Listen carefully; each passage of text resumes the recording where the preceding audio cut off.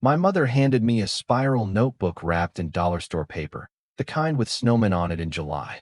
I remember thinking, that's an odd shape for a card. Inside were coupons. Hand-cut, handwritten. 1 free lawn mowing. 2 hours of babysitting, weekends only. 1 home-cooked dinner, advance notice required. 11 months earlier, my parents wrote a check for $45,000 and didn't blink. That was for my sister's wedding. An open bar, a string quartet, a videographer who followed her down the aisle like she was the only daughter who'd ever existed. For mine, they gave me a coupon book. Everyone at that table laughed, like it was charming. My fiancée didn't laugh. She just looked at me, waiting to see what I'd do with my face. I smiled. I always smile. But that night, lying awake, I started asking a question I'd spent my whole life avoiding. Not, why does she get more? I already knew that question, and I hated how small it made me feel. The real question was older, and it didn't start with me at all. To understand the coupon book, you have to go back further than the wedding, further than either of us getting married, back to a kitchen in a small house outside Dayton, Ohio, where my sister Lauren and I grew up watching our parents run a hardware supply business my grandfather started in 1961. My dad, Robert Hartley, was not a warm man, but he wasn't cruel either. He was the kind of father who showed love through labor, fixing your car without being asked, building a deck the summer you didn't ask for one, working 60-hour weeks so the lights stayed on. My mother, Carol, ran the books for the business and the house with the same spreadsheet logic. Everything had a column. Everything had a reason. I noticed the columns didn't add up evenly somewhere around 3rd grade. It wasn't dramatic. It was never dramatic. It was Lauren getting new dance shoes every season because she's still growing, while my cleats got resold twice because they've still got life in them. It was Lauren's school play getting a babysitter hired so both parents could attend, while my Little League championship got my dad for the first inning before he had to run back to the shop. I want to be careful here, because this isn't a story about hating my sister. I never did. Lauren didn't ask to be the favorite any more than I asked to be the afterthought. We were close, in the way siblings are close when they've quietly agreed not to talk about the thing that would break something if they did. The real proof came later, in numbers too big to explain away as scheduling. When it was time for college, Lauren got into a private university 2 states over, the kind of school with a quad and a fountain and tuition that ran past $30,000 a year. My parents paid for all 4 years without a single conversation about loans. I remember my mother saying, almost proudly, "We're not going to let her start her life in debt." I got into a solid state school 40 minutes from home. My parents paid for the first year. After that, the conversation changed. "You're so independent, Danny. You don't need us hovering." I took out loans I didn't finish paying off until I was 31 years old. I used to tell myself there was a hidden logic to it. Lauren was younger. Maybe they'd learned from mistakes they made with me.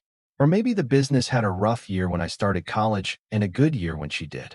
I built explanations like that for 2 decades, the way you build a retaining wall against water you know is going to come back eventually. Here's the strange part. My parents weren't unkind people. Neighbors loved them. They donated to the church food pantry every November. My father once drove 4 hours in a snowstorm to help a cousin fix a furnace for free. They were, by every visible measure, good people. Good people who had somehow built an entire invisible ledger inside their house. One where some kids cost more because they were worth more, and other kids were taught, gently and constantly, to need less. I didn't have a name for that ledger yet. I just knew it existed, the way you know there's a draft in a house even before you find a cracked window. And I carried it quietly into adulthood, the same way my father carried whatever it was he never talked about from his own childhood. Though at the time, I had no idea how literal that comparison would turn out to be. Lauren's wedding was, by every account, the kind of day people talk about for years. It was held at a restored barn venue 40 minutes outside the city, the kind with exposed beams and string lights that cost more to install than my first car. My parents spared nothing. A string quartet during the ceremony. A live band for the reception. A custom raw bar that the caterer said was the most expensive package they offered. My mother cried during the father-daughter dance, and so did half the room, because Lauren is genuinely easy to love, and my dad looked, for one night, like a man who had nothing left to prove to anyone. I want to be honest about something most people skip over in stories like this. I was happy for her. Genuinely. I stood at that bar in a rented tux watching my baby sister marry a good man, a surgeon named Mitchell who treats her like she invented sunlight, and I felt something close to peace. It was later that night, after most of the guests had left, and it was just family in the parking lot loading gifts into cars, that my mother said something I didn't think much of at the time. She squeezed my arm and said, "Your turn next, Danny. Don't you worry, we'll take care of you too." I didn't know yet what taking care of would come to mean.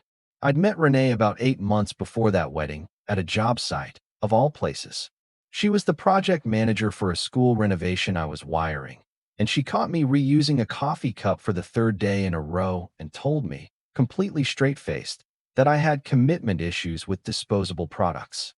I was about to marry the funniest, most clear-eyed person I had ever known, and she came to Lauren's wedding as my date, sat next to me during the toasts, and afterward, in the car, she didn't say anything mean about the excess. She just asked one quiet question. "Do your parents always go this hard for everything? Or is this a Lauren thing?" I remember laughing it off. I said something like, "Lauren's just easy to celebrate." Renee didn't push it. She just nodded slowly, the way people do when they're filing something away instead of arguing about it. I think back on that question more than almost anything else from that whole year. Because Renee, who had only known my family 8 months, saw something in one night that took me 30 years to admit to myself. There was a pattern, and it had a shape. And the shape wasn't about love at all.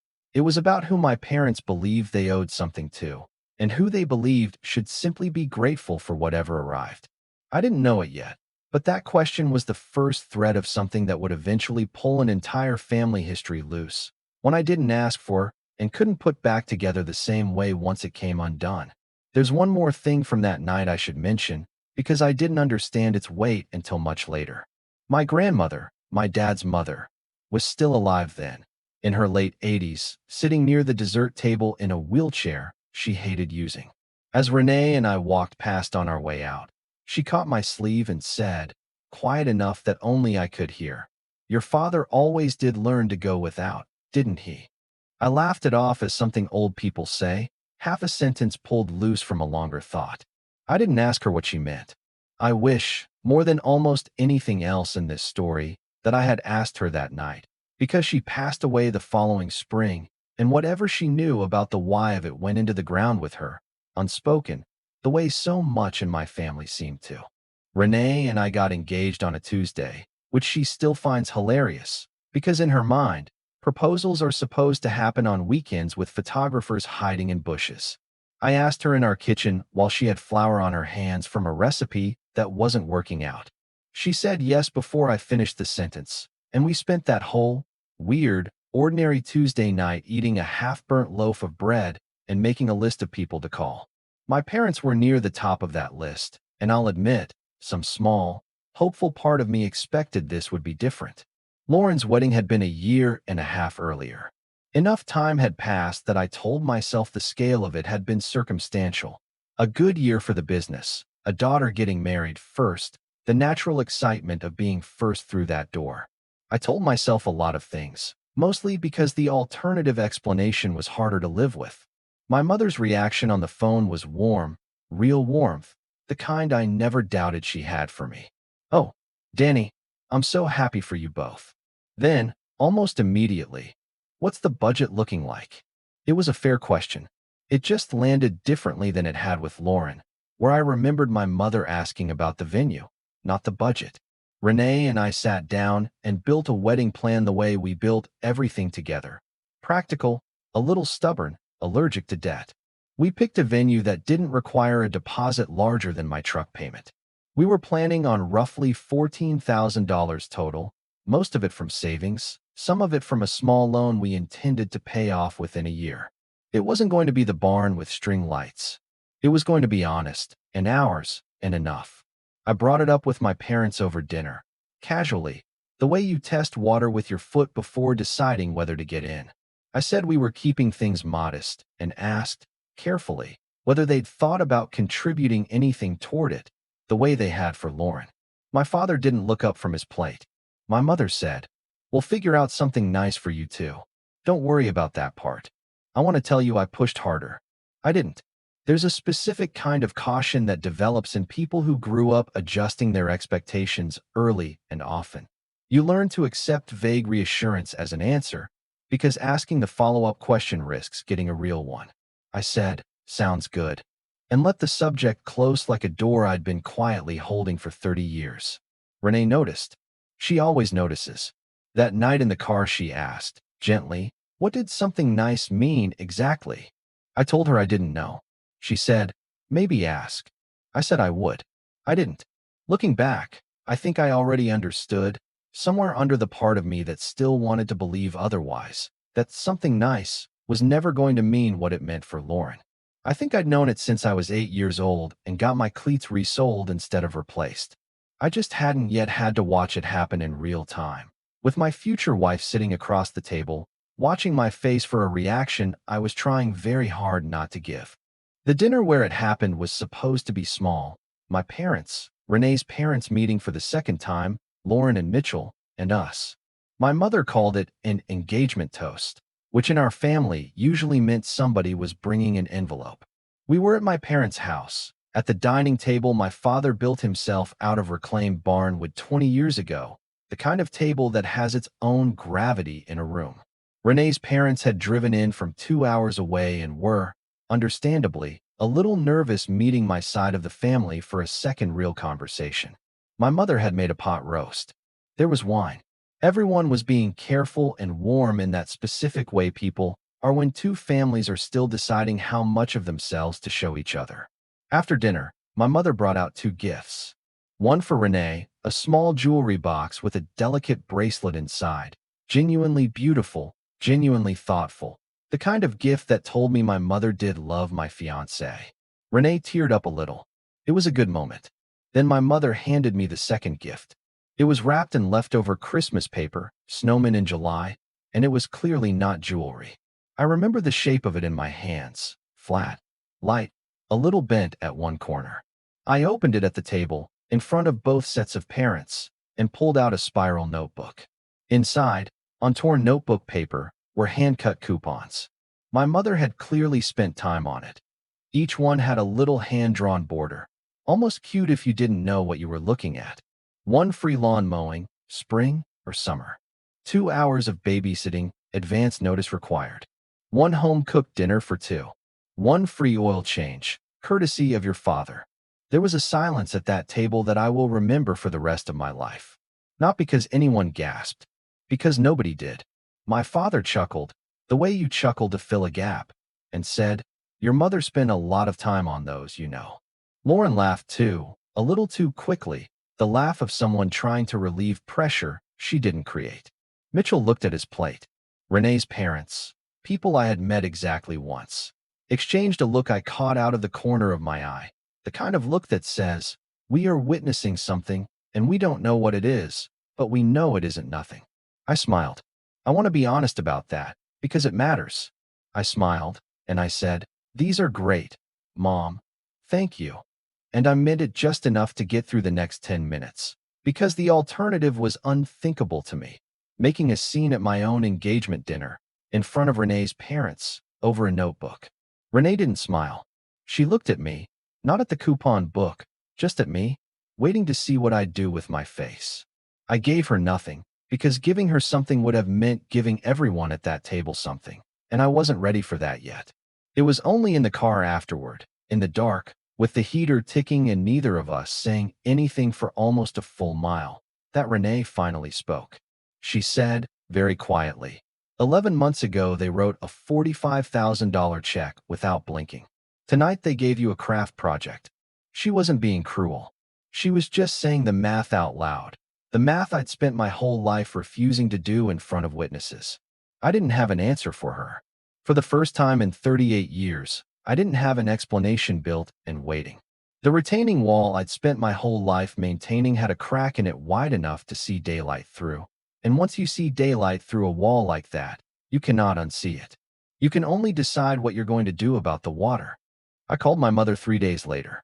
Not to fight. I told myself that going in, not to fight, just to understand. I asked her, as evenly as I could manage, why the wedding gift had looked the way it did, when Lauren's wedding had looked the way it had.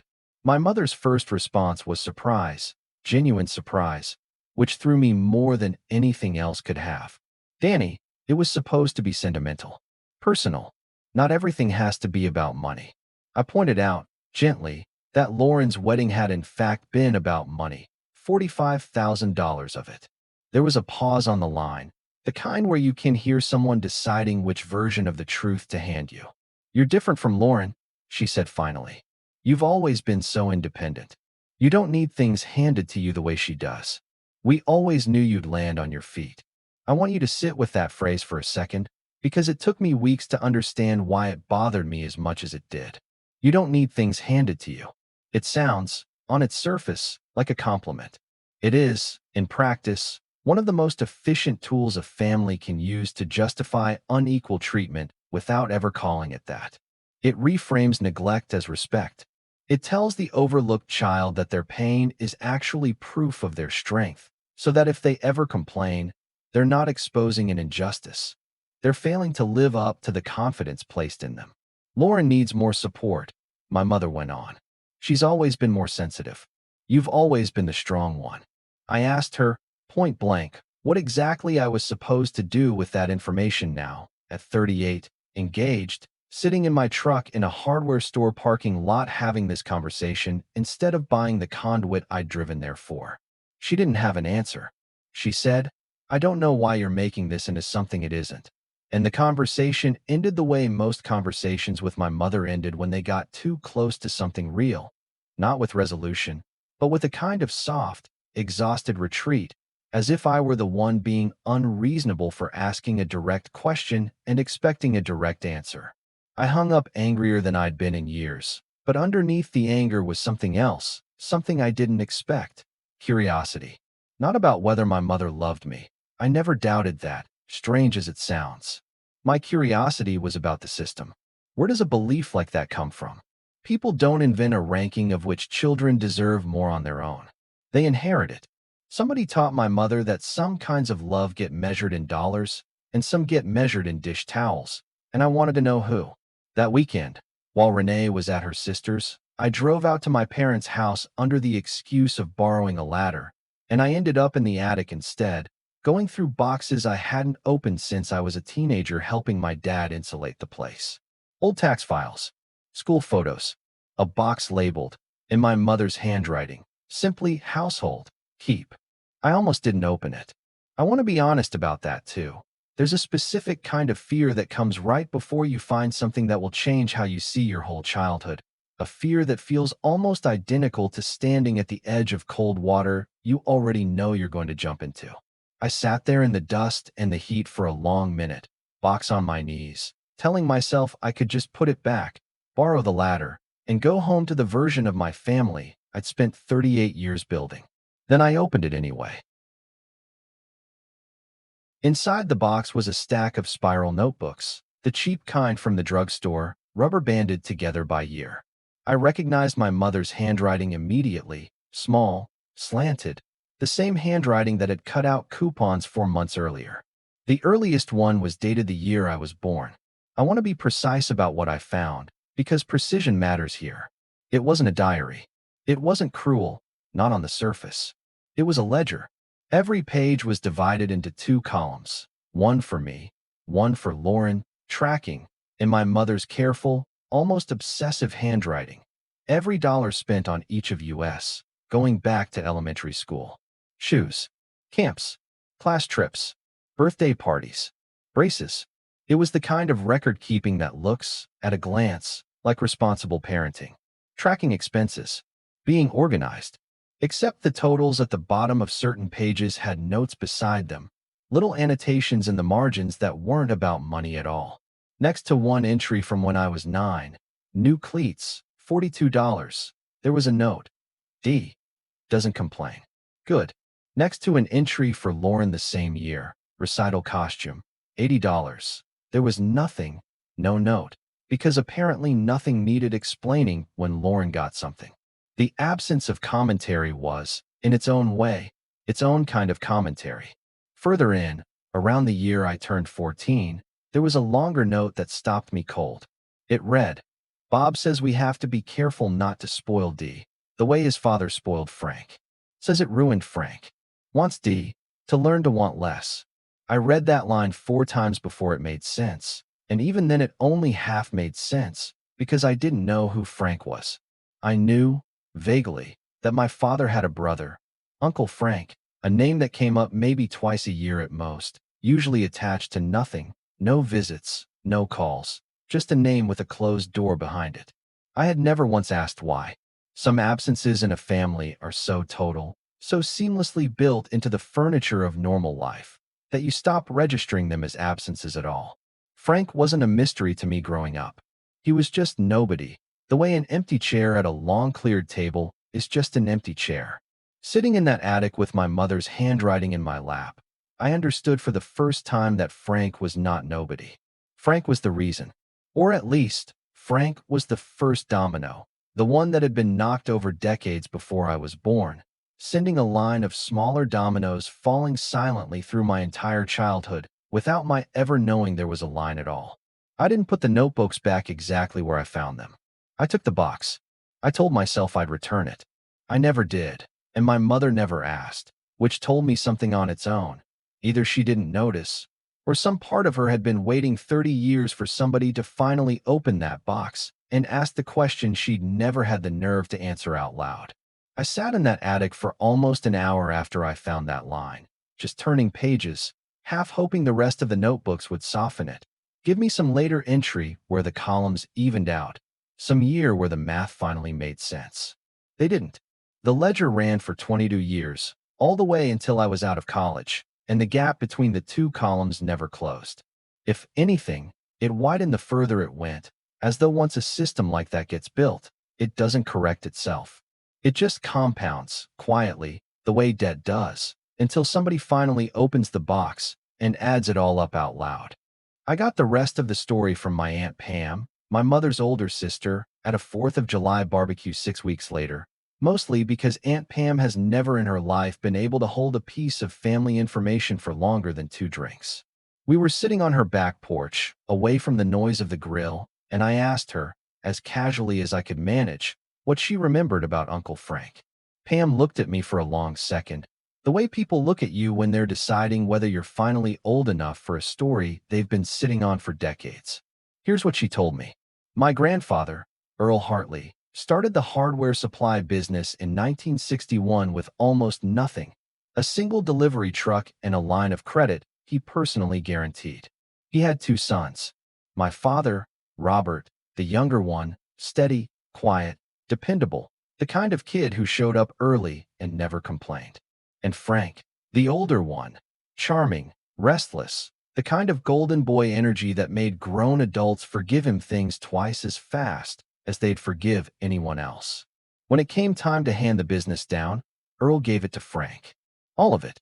My father, who had worked in that business since he was 12 years old, who had skipped his own senior trip to cover a shift, who had quietly kept the books straight more than once when Frank's big ideas ran the cash flow into trouble. My father got a small payout and a job offer to stay on as a manager under his own younger brother, in the company his labor had helped build. Pam told me Frank ran the business into the ground within 6 years, mostly through a mix of bad investments and a gambling habit nobody in the family discussed above a whisper. By the time it folded, Earl was too proud and too old to admit the favoritism had cost him the company, and Frank, humiliated, simply disappeared from family gatherings one holiday at a time until he was just a name nobody explained anymore. My father started his own supply business from nothing 2 years later, the one Lauren and I grew up inside of, and never spoke about Frank again. Not once, not at a single Thanksgiving in 40 years. Your father swore he'd never play favorites the way Earl did, Pam said. And then I think, somewhere along the way, he got scared of the wrong thing. He didn't want a Lauren to turn out like Frank, spoiled, restless, ungrateful. So he made sure she'd never have the chance. He poured into her early, hard, the way Earl never did for him, thinking that's what made the difference. And he made sure you. She trailed off, and I finished it for her, quietly. He made sure I learned to need less. Like he did. Pam nodded. She didn't try to make it sound better than it was, which I respected more than any comfort she could have offered. It wasn't really about you, honey, she said. It was never really about you at all. You were just standing where Frank used to stand. I sat on that porch for a long time after she went back inside, watching kids run through a sprinkler in the yard next door, and I thought about how strange it is to discover that an entire shape of your childhood, every resold cleat, every quietly skipped recital, every you don't need it like she does, had nothing to do with who I actually was. I was never being measured against my real self. I was being measured against a ghost named Frank, a man I had met maybe twice in my life, whose failures my father had quietly decided I would spend my whole childhood proving I wasn't capable of repeating. I didn't go straight to my parents with what Pam told me. I sat with it for almost a month, which surprised Renee, who knows me as someone who tends to act the moment he's certain of something. But this wasn't a wiring job with a clear right answer. This was 40 years of a family operating on a private logic nobody had ever agreed to put into words, and some part of me understood that confronting it carelessly would break things I might not be able to put back, even if they deserved to be broken. Renee and I talked about it most nights that month, usually late, usually at the kitchen table where I proposed to her, with flowers still on her hands. She had a theory I think about often. She said, "Your dad isn't trying to hurt you. He's trying to win an argument with his own father that his father isn't even alive to have anymore. You're just standing in the room where the argument happens to be taking place." I think that's exactly right. And I think it's also one of the saddest sentences anyone has ever said to me about my own family. Because it means the coupon book was never a verdict on my worth. It was a defensive maneuver in a war that started before I was born, fought by a man so afraid of repeating his father's mistake that he built an entirely different mistake instead, one with my name on it instead of Frank's. This is, I think, where the generational piece of this gets complicated in a way that's easy to flatten into a simple villain story, and I don't want to do that, because it isn't simple. My father grew up in a world where love and labor and worthiness were the same currency, where you didn't ask for things, you earned them, and where asking, actually voicing a need out loud, was itself a kind of character flaw. That's not an excuse. But it's context, and context matters, because it explains why he could believe, with total sincerity, that giving me less was a form of respect rather than a form of harm.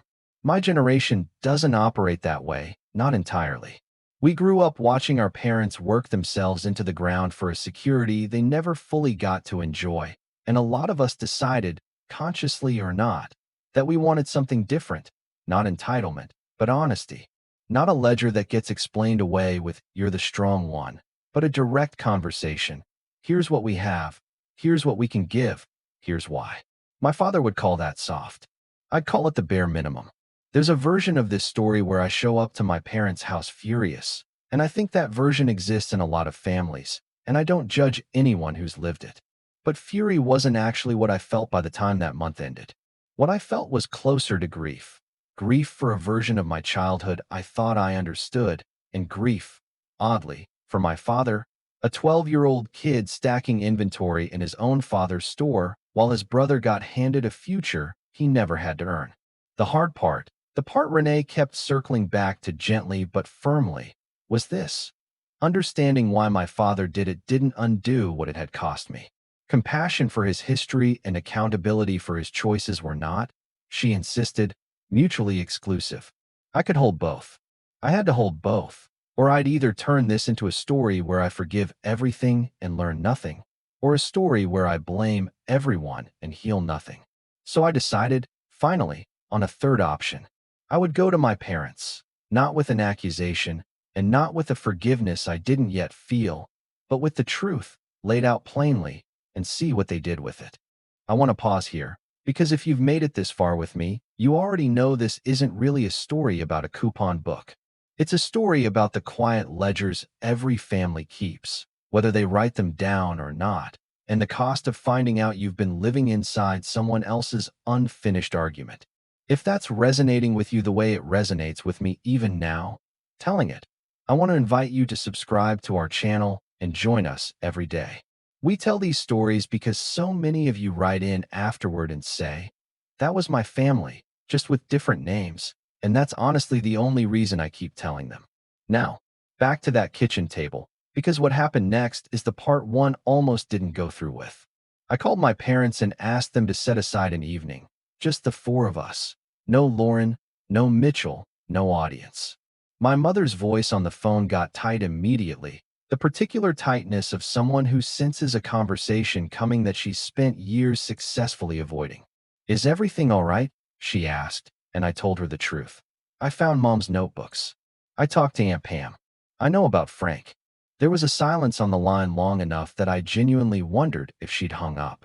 When she finally spoke, her voice had changed entirely. Smaller, careful, almost like a woman bracing for impact she'd been expecting for 30 years without ever naming it. Okay, she said. Come Thursday. I spent the 3 days before that dinner rehearsing what I wanted to say, throwing out version after version, because every version I built either came out too soft, letting them off too easy, or too sharp, turning into exactly the kind of accusation I didn't actually want to make. Renee, to her enormous credit, didn't try to write my speech for me. She just said one thing the morning of, you don't need to win this conversation, Dan. You just need to tell the truth and watch what they do with it. That's the only part that's actually in your control. I held on to that sentence the entire drive to my parents' house.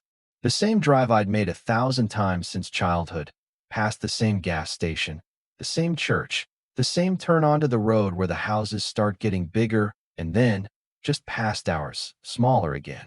I'd never noticed before how literally that drive mapped onto everything I now understood about my family. Comfort building up, then thinning out, right where our house happened to sit. My father was in the driveway when I pulled in, which he never is. He was just standing there, hands in his jacket pockets, the way he stands when he's bracing for weather.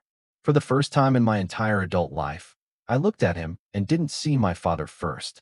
I saw a 12-year-old kid stacking inventory in a store that was never going to be his, no matter how hard he worked for it. It didn't make me angry. It made me unbearably sad, and it made me more determined than I'd been in weeks to finally say the thing out loud, for both our sakes. He didn't say anything as I got out of the truck. He just nodded toward the house, the way he used to when I was a kid, and he wanted me to come help him with something he didn't have words for yet. I followed him inside, past the table where the coupon book had first appeared, past the hallway full of school photos that I now looked at differently.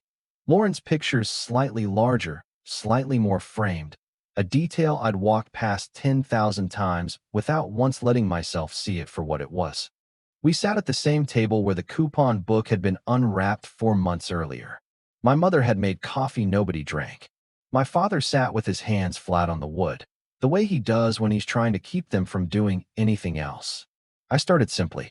I told them what I'd found in the attic, the notebooks, the columns, the note about not spoiling me the way his father spoiled Frank. I told them what Aunt Pam had told me about Earl, about the business, about my father's whole childhood spent earning something that was handed to someone else without a second thought. I watched my father's face while I said it, and for the first time since I was a boy, I watched it actually move. Not crumble. My father doesn't crumble, but shift. The way a building shifts before you understand it's about to come down. She wasn't supposed to find those, he said quietly, not looking at my mother, not looking at me, looking at a spot on the table that didn't exist. I told her to throw them out years ago. Why keep score at all? I asked him, not cruelly. I genuinely wanted to know. He was quiet for a long time, long enough that my mother reached over and put her hand on his arm, which I'd maybe seen her do twice in my life. When he finally spoke, his voice didn't sound like the voice I grew up with. It sounded like an old man finally setting something down he'd been carrying since he was 12 years old. I swore I'd never do to my kids what my father did to me, he said. And somewhere I decided the way to do that was make sure you never got soft. Never got used to things just being handed to you. I thought if I kept you a little hungry, you'd never end up like. He stopped himself, but we both knew the name he didn't say. And I thought if I gave Lauren everything, she'd never have a reason to go looking for it somewhere else, the way Frank did when nobody gave him structure. You built two different mistakes instead of one, I said. You just couldn't see it because they didn't look the same from the inside. My mother, finally, was the one who cried, not dramatically, just quietly, into a dish towel she'd been holding since she poured the coffee. I knew it wasn't fair, she said. I told myself it would even out eventually. I told myself you were strong enough to carry it without it costing you anything. She looked at me directly for the first time that whole evening. I was wrong. I'm sorry, Danny. I don't know how to fix 40 years, but I am sorry. I want to tell you this ended with a check, with my parents suddenly making it right with money the way they'd always made things right with money for Lauren. It didn't. I told them, honestly, that I didn't want their money anymore, not out of pride, but because money had never actually been the wound. The wound was the ledger itself, the quiet decision that some children get to need things and some children get taught to need nothing. I told them what I did want, for them to say it plainly, out loud, to both of us, together, someday, not as an apology that erased it, but as a fact they stopped hiding from. And I told them I intended to raise my own kids, someday, without a single column dividing what they were each allowed to need. My father didn't say much else that night, but he stood up, walked around the table, and put his hand on my shoulder the way he used to when I was small enough for it to mean I've got you. He didn't say sorry again. He just said, "You're a better man than I was at your age," which, from him, was the whole apology, translated into the only language he'd ever fully trusted. Renee and I got married on a Saturday in October, in a backyard that wasn't ours, with folding chairs we borrowed from a church and a string of lights Renee's brother hung the night before. It cost a little over $14,000, exactly what we'd planned before any of this started, and not 1 cent of it came from my parents, because I never asked again, and they never offered. They came anyway, both of them, in the second row, and at some point during the reception, my father found me near the drink table and handed me something. The coupon book, the actual one, the one I'd left at their house months earlier without meaning to keep. He'd added one more page to the back. One coupon. It said, in his handwriting, not my mother's, one conversation, anytime you need it. No expiration. I still have that notebook. Not because I forgave everything it represented. I'm not sure forgiveness is even the right word for something that took 40 years and 3 generations to build. I keep it because it stopped being a symbol of what I didn't get and started being proof of the one thing my father finally learned to hand over without a column attached to it. Lauren and I talked about all of it for the first time a few weeks after that dinner, over coffee, just the two of us. She cried more than I expected, not out of guilt, but out of a strange grief of her own.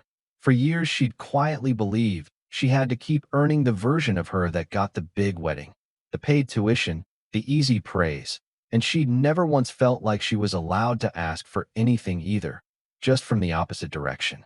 We didn't fix 40 years in one cup of coffee, but we stopped competing for a prize neither of us had actually wanted once we finally said the rules out loud. Some families fixed themselves all at once. Mine didn't. It fixed itself one honest sentence at a time, spoken by people who'd spent their whole lives believing love had to be earned, rationed, or hidden behind a joke at the dinner table. I don't know if my father ever fully closed the door on Frank, or Earl, or the boy he was at 12. I don't think doors like that close. I think you just learn to stop standing in the draft. If this found you tonight, do me a favor. Follow the channel, and if it meant something, send it to 5 people who'd understand exactly why. Tell me honestly, in the comments, if there's a ledger in your own family nobody's ever said out loud. And tell me what story you want me to tell next time we sit down together like this. I'll be here. Same time, same table,